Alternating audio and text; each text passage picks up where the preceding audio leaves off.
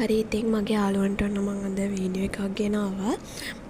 ඒකේ තියෙන තමයි GK වලට කියන්නේ සාමාන්‍ය දැනුමට අවශ්‍ය කරුණු ටිකක්.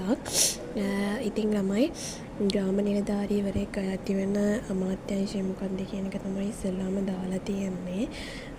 ග්‍රාම නිලධාරීවරයෙක් අයත් වෙන රාජ්‍ය පරිපාලන ස්වදේශ කටයුතු පළාත් සභා හා පළාත් පාලන අමාත්‍යාංශයට.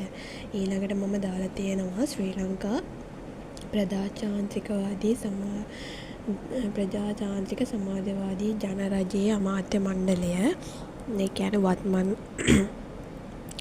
රජයේ සම්බන්ධව දාලා තියෙන ළමයි. ඒකේ ඉතින් ජනාධිපතිතුමා අගමැතිතුමිය ඇතුළු ඉන්න අමාත්‍ය මණ්ඩලය දාලා තියෙනවා ළමයි. ඔයගොල්ලෝ සටහන් කරගන්න මේවා දැන් අනිවාර්යෙන් බහුවර්ණ පේපර් එකේ ඉරි ගහන්න හරි එන්න පුළුවන්. ඒ නිසා ඉතින් ඔන්න දාලා තියෙනවා අමාත්‍යවරු ඉන්නවා.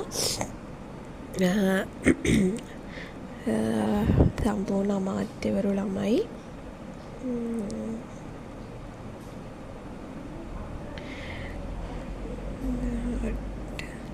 අමාත්‍යවරු ඉන්නවා 23 දෙනෙක්. එතකොට ඒ ටිකත් ඔයගොල්ලෝ සටහන් කරගන්න ළමයි. ඊළඟට තියෙනවා කැබිනට් අමාත්‍යාංශ ලයිස්තුව.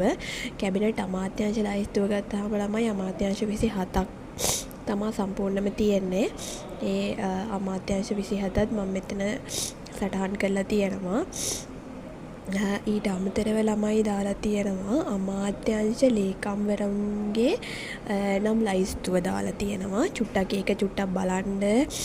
මොකද දැන් මේ දවස්වල එක අමාත්‍යාංශ ගැන පොඩ්ඩක් වැඩිපුර කතා වෙනවානේ.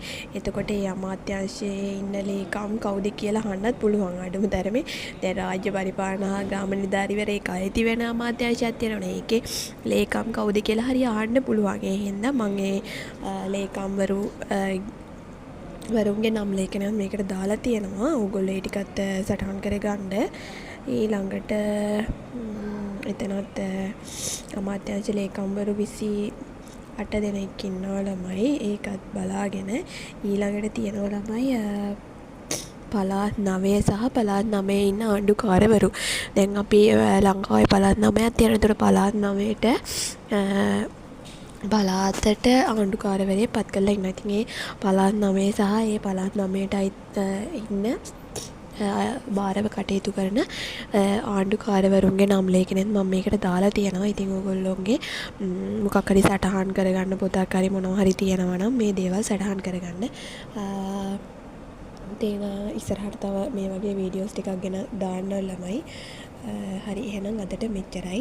හැමෝටම ස්තුතියි.